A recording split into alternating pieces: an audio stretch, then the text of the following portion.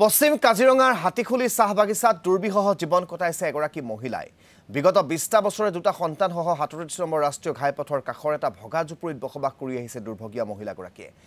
অতি জৰাজীৰ্ণ অৱস্থাত জুপুৰি ঘৰটো মেৰামতি কৰি দিয়াৰ বাবে দীৰ্ঘদিনে আবেদন জনাই অহাৰ পিছতো ব্যৱস্থা গ্ৰহণ নকৰাৰ অভিযোগ উদ্ধতন কৰ্তৃপক্ষৰ বিৰুদ্ধে।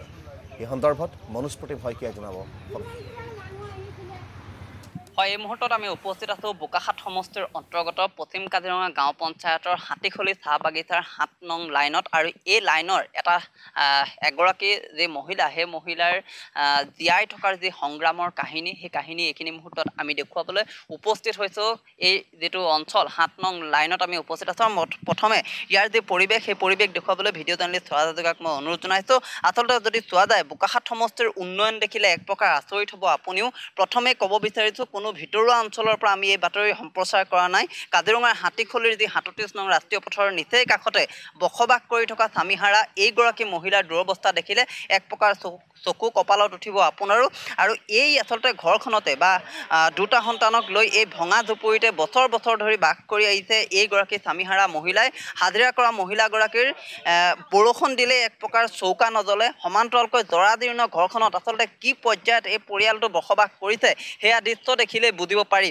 আমি অকণমান যদি আগলৈ আহে, কি হৈছে, আপোনালোকে কিমান বছৰ ধৰি ইয়াত আপোনালোকে থাকিছে? হৈছে আৰু ২০ বছৰমান হৈছে। তো বুঢ়াটোতো মৰিয়ে গ'ল, তেতিয়া কি কৰিম আৰু মই। ল'ৰাকেইটা পঢ়ি আছিলে, তো বুঢ়াটো মৰি গ'ল, তেতিয়া মই আৰু ইহঁতিয়ে গুচি নপঢ়োঁ ক'লে, তো মইনো কি কৰিম আৰু অকলে। এতিয়া চৰকাৰক জনাইছেনে ঘৰটো? চৰকাৰতো জনাইছিলোঁ, আহে আৰু লিখি পেলাই লৈ যায়। চাউল আছে, চাউল কাৰ্ড আছে, চাউলো পোৱা নাই, আধাৰ কাৰ্ড নাই পোৱাৰ কাৰণে। এতিয়া বৰষুণ দিলে ভিতৰত পানী পৰে?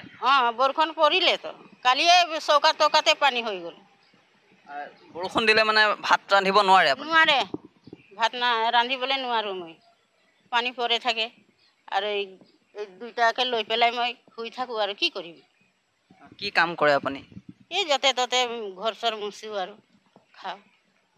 আচলতে উন্নয়ন এই পৰ্যায়ত হৈছে। আমাৰ দাঁতিকাষৰীয়া কিছু সচেতন ব্যক্তি আছে, ইয়াৰ যুৱক আছে। আমি আপোনাৰ ওচৰলৈ আহিছোঁ, কি হৈছে প্ৰকৃতাৰ্থত ২০ বছৰ ধৰি এনে এখন ঘৰত থাকিবলগীয়া হৈছে। সমান্তৰালকৈ অতুল বৰাই কিন্তু তেওঁ সমষ্টিত উন্নয়ন হোৱা বুলি কৈছে, কিন্তু উন্নয়ন প্ৰকৃতাৰ্থত এনেধৰণে হৈছে নেকি, বা কি ক'ব বিচাৰিব আজিৰ দিনটোত? নাই, বৰ্তমান কি হ'ল, বানপানী আহিলে গোটেই বছৰ আহে, মানে আহে বছৰত আহে। মণ্ডলে আহিছিলে, আহি পেলাই গোটেইখন চাৰ্ভে কৰি গ'ল। যিহেতু ময়ো অকণমান গম পালোঁ, এইটো মোৰ খুৰী হয়, মোক ক'লে বোলে তোমালোকে অকণমান যোগাযোগ কৰি দিবা বোলে। তো কোৱাৰ পিছত মই এতিয়া মণ্ডলে গাঁওবুঢ়ীৰ লগত মই কথাটো পাতিলোঁ। পতাৰ পিছত বোলে হয় চাৰ্ভে কৰি আহিম বুলি ক'লে। এতিয়াতো বানপানী শুকাই গ'ল আৰু এতিয়াৰ পৰা চাৰ্ভে কৰা হোৱা নাই।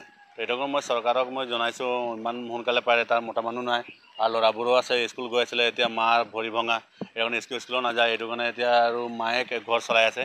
মই চৰকাৰক এইটোৱে জনাইছোঁ, আপোনালোকে ইমান সোনকালে পাৰে ঘৰত ব্যৱস্থাটো কৰি দিব লাগে। আগতেও জনাইছিলে কথাখিনি? আগতেও মানে জনাইছিলে। ইয়াত আমাৰ ৱাৰ্ড মেম্বাৰ আছে, এপি মেম্বাৰ আছে, পঞ্চায়ত আমাৰ পঞ্চায়তৰ পৰা চাগে মানে সভাপতিও আছে। আহি পেলাই কাগজ পত্ৰ লৈ পেলাই গুচি যায় আৰু বোলে দিম বোলে, এনেকৈ নিদিয়ে মানে। সেইটো কাৰণে আমি অনুৰোধ জনাইছোঁ চৰকাৰক সোনকালে দিব লাগে। আৰু চৰকাৰৰ যিসমূহ আঁচনি, সেই আঁচনিসমূহে এইসকল লোকক ঢুকি পোৱা নাই? নায়ে পোৱা। এতিয়াতো মই খবৰ লগালোঁ, এতিয়া চাউল কাৰ্ড আছে, চাউল কাৰ্ডটো বোলে এতিয়া চাউলটো বন্ধ কৰি দিলে বোলে। আৰু বিশেষকৈ ধৰ মানে দুখ লগা কথা হ'ল, আমাৰ ইয়াত ৱাৰ্ড মেম্বাৰ আছে, আমাৰ পঞ্চায়তৰ ছেক্ৰেটেৰী, আমাৰ সভাপতি আছে, সিহঁতিও আহিবলৈ সেয়া কৰিব লাগে। আপোনালোকে চাইছে, এতিয়া বৰষুণ দি আছে, এই বৰষুণৰ মাজত কেনেকৈ দুখন ল'ৰা লৈ পেলাই। ধন্যবাদ জ্ঞাপন কৰিছোঁ এই মুহূৰ্তত মনোজ প্ৰতিম শইকীয়া।